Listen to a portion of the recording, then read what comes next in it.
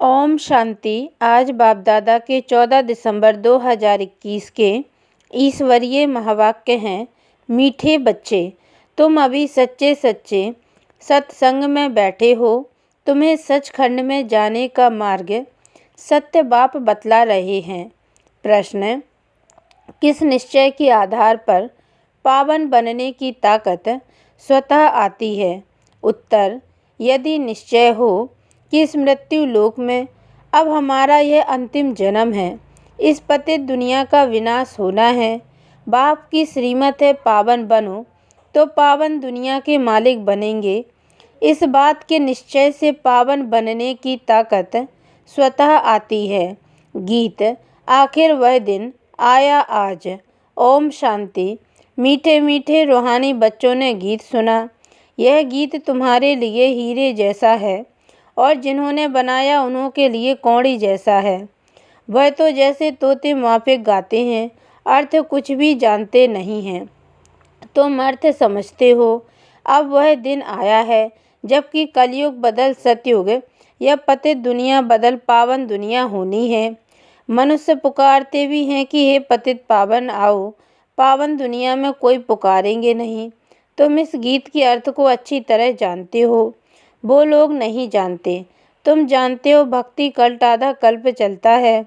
जब से रावण का राज्य शुरू होता है तब से भक्ति शुरू हो जाती है। सीढ़ी उतरनी पड़ती है। यह राज बच्चों की बुद्धि में बैठा हुआ है। अब तुम जानते हो भारतवासी जो 16 कला संपूर्ण थे वही 14 कला बने हैं।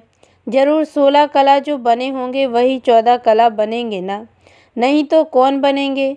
तुम 16 कला थे, अब फिर बन रहे हो। फिर कलाएं घटती जाएंगी। दुनिया की भी कला घटती है।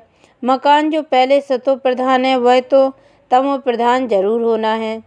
तुम जानते हो सतो प्रधान दुनिया सतयुग को, तमो प्रधान दुनिया कलयुग को कहा जाता है। सतो प्रधान वाले ही तमो प्रधान बने हैं क्योंकि 84 जन्म लेने पड़ते हैं। दुनिया नई सो पुरानी जरूर होती है, इसलिए चाहते भी हैं नई दुनिया नया राज्य हो। नई दुनिया में किसका राज्य था यह भी कोई को पता नहीं है। तुमको इस सत्संग से सब कुछ पता पड़ता है। सच्चा सच्चा सत्संग इस समय यह है जो फिर भक्ति मार्ग में इनका गायन चलता है तो कहेंगे ना यह तो परंपरा से चला आया है। परंतु तुम जानते हो सच्चा सच्चा सत्संग यह तुम्हारा है। बाकी जो भी है वह है सब झूठ संग। वह वास्तव में सत्संग है ही नहीं, उनसे तो गिरना ही होता है। यह सत्संग का सबसे बड़ा त्यौहार है। एक सत बाप के साथ संग होता है, बाकी और कोई भी सत बोलते ही नहीं है। यह है ही झूठ खंड, झूठी माया झूठी काया। पहले पहले झूठ ईश्वर के लिए कह देते हैं कि वह सर्वव्यापी है। अल्प कोई झूठ बना दिया है तो पहले पहले परिचय देना है बाप का, वह तो उल्टा परिचय दे देते हैं। झूठ तो झूठ सच की रत्ती भी नहीं। यह ज्ञान की बातें हैं। ऐसे नहीं कि पानी को पानी कहना झूठ है। यह है ज्ञान और अज्ञान की बात। ज्ञान एक ही ज्ञान सागर बाप देते हैं जिसको रूहानी ज्ञान कहा जाता है। सतयुग में झूठ होता नहीं। रावण आकर सचखंड को झूठ खंड बना देते हैं। बाप कहते हैं मैं कोई सर्वव्यापी थोड़ी ही हूँ, सच तो मैं ही बताता हूँ। मैं आकर सतमार्ग अर्थात सचखंड में जाने का मार्ग बताता हूँ। मैं तो ऊंचे ते ऊंचा तुम्हारा बाप हूँ, आता ही हूँ तुमको वर्षा देने। तुम बच्चों के लिए मैं सौगात ले आता हूँ। मेरा नाम ही है हेवनली गॉड फादर। हेवन हथेली पर ले आते हैं। स्वर्ग में होती है स्वर्गवासी देवताओं की बादशाही। अभी तुमको स्वर्गवासी बना रहे हैं। सच्चा तो एक ही बाप है, इसलिए बाप कहते hear no evil see no evil.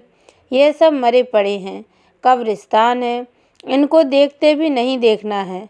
तुमको लायक बनना है नई दुनिया के लिए। इस समय सब पतित हैं, गोया स्वर्ग के लायक नहीं हैं। बाप कहते हैं तुमको रावण ने नालायक बनाया है। आधा कल्प के लिए फिर बाप आकर लायक बनाते हैं तो उनकी श्रीमत पर चलना पड़े। फिर जवाबदारी सारी उन पर है। बाप ने सारी दुनिया को पावन बनाने की जवाबदारी उठाई है। वह जो मत देंगे वह कल्प पहले वाले ही देंगे। इसमें मूझना नहीं चाहिए। जो पास्ट हुआ कहेंगे ड्रामा अनुसार हुआ, बात ही खलास। श्रीमत कहती है यह करो तो करना चाहिए। वह जवाबदार खुद हैं, क्योंकि वही कर्मों का दंड दिलाते हैं, तो उनकी बात को मानना चाहिए। कहते हैं मीठे बच्चे गृहस्थ व्यवहार में रहते, यह अंतिम जन्म पवित्र रहो।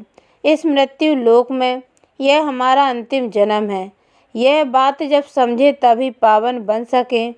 बाप आते ही तब है जब पतित दुनिया का विनाश होना है। पहले स्थापना फिर विनाश अक्षर भी अर्थ सहित लिखना पड़े। ऐसे नहीं स्थापना पालना विनाश। अभी तुम बच्चे जानते हो हम पढ़ कर के ऊंच पद पाएंगे, यह बुद्धि में हड्डी रहना चाहिए। कई बच्चे हैं जो भले समझाते अच्छा हैं, परंतु हड्डी वह सुख किसको है नहीं। तोते मिसल याद करते हैं ना। तुम्हारी बुद्धि में भी हड्डी धारणा होनी चाहिए। तुम जानते हो यह जो भी शास्त्र हैं भक्ति मार्ग के हैं, इसलिए समझाया जाता है जज करो सत्य क्या है। सत्यनारायण की कथा तुमको एक बारी बाप ही सुनाते हैं। बाप कभी झूठ बोल न सके। बाप ही सचखंड की स्थापना करते हैं, सच्ची कथा सुनाते हैं, इसमें झूठ हो न सके। बच्चों को यह निश्चय होना चाहिए कि हम किसके साथ बैठे हैं। बाप हमको अपने साथ योग लगाना सिखलाते हैं। सच्ची अमर कथा अथवा सत्यनारायण की कथा सुना रहे हैं, जिससे हम नर से नारायण बन रहे हैं, जिसका फिर भक्ति मार्ग में गायन चलता है।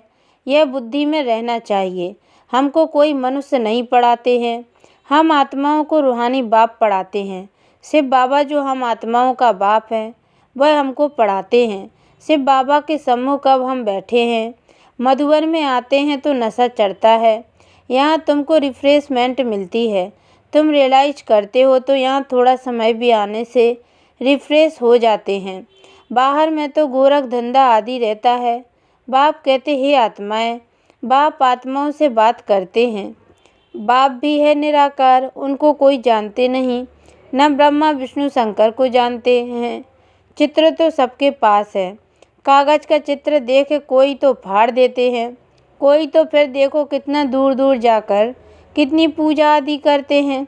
चित्र तो घर में भी रखे हैं ना, फिर इतना दूर जाकर भटकने से क्या फ़ायदा।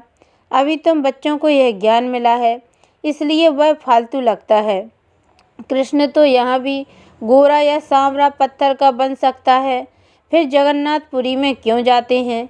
इन बातों को भी तुम जानते हो, तो कृष्ण को श्याम सुंदर क्यों कहते हैं। आत्मा तमो प्रधान होने से काली बन जाती है, फिर आत्मा पवित्र होने से सुंदर बन जाती है। यही भारत गोल्डन एज था।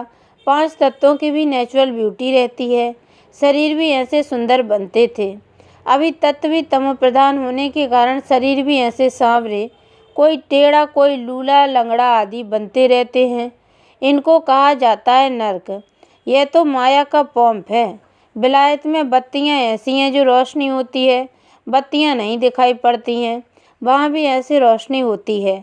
विमान आदि तो वहाँ भी होते हैं। साइंस घमंडी भी यहाँ आएंगे, फिर वहाँ भी एरोप्लेन आदि सब बनेंगे। तुम जितना नज़दीक आते जाएंगे तो तुमको सब साक्षात्कार होगा। बिजली के कारीगर आदि यह सब आकर नॉलेज लेंगे। थोड़ी भी नॉलेज ली तो प्रजा में आएंगे। हुनर साथ ले जाते हैं तो अंतमति से गति हो जाएगी। हाँ, तुम्हारे वहाँ पे कर्मातीत अवस्था को तो नहीं पाएंगे, बाकी आत्मा हुनर तो ले जाएगी ना। टेलीविज़न आदि पर दूर बैठे देखते रहेंगे। दिन प्रतिदिन मुसाफरी करना मुश्किल हो जाएगी। दुनिया में क्या क्या इन्वेंशन कर चीज़ें निकालते हैं। नेचुरल कैलेमिटीज़ में भी इतने मरते हैं। फ्लड आदि भी होगी, समुद्र भी उछल खाएगा। समुद्र को भी सुखाया है ना। अभी तुम बच्चे जानते हो इस दुनिया में क्या क्या है, फिर नई दुनिया में क्या क्या होगा। सिर्फ भारत खंड ही होगा, सो भी छोटा होगा, बाकी सब चले जाएंगे परम धाम में। बाकी टाइम कितना बचा है, यह कुछ भी नहीं होगा। तुम अपनी राजधानी स्थापन कर रहे हो। तुम्हारे लिए पुरानी दुनिया के विनाश की पहले से ही नूंद है। इस छीछी दुनिया में तुम बाकी थोड़े रोज हो, फिर अपनी नई दुनिया में चले जाएंगे। यह सिर्फ तुम याद करते रहो तो भी खुशी में रहेंगे। तुम्हारी बुद्धि में है यह सब खलास होने का है।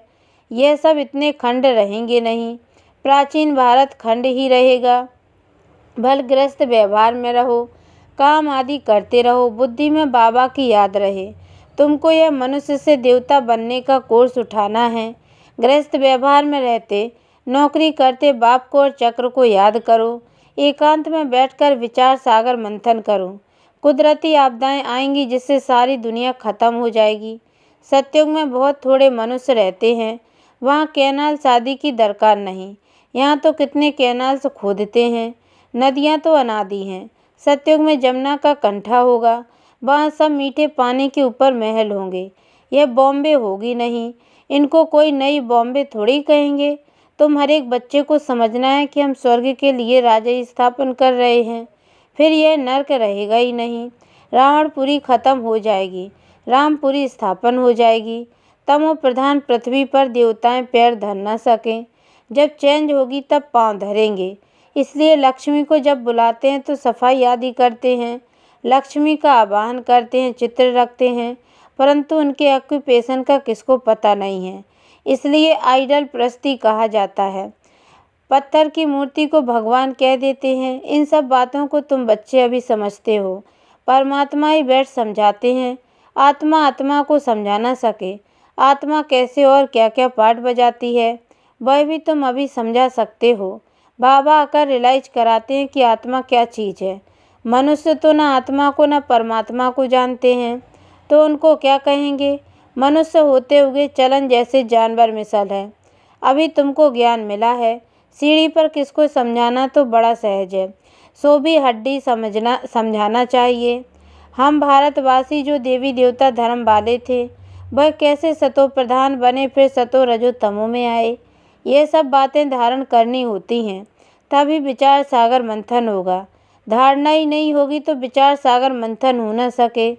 सुना और धंधे में लग जाते हैं। विचार सागर मंथन करने का टाइम नहीं तो तुम बच्चों को रोज पढ़ना है और उस पर विचार सागर मंथन करना है।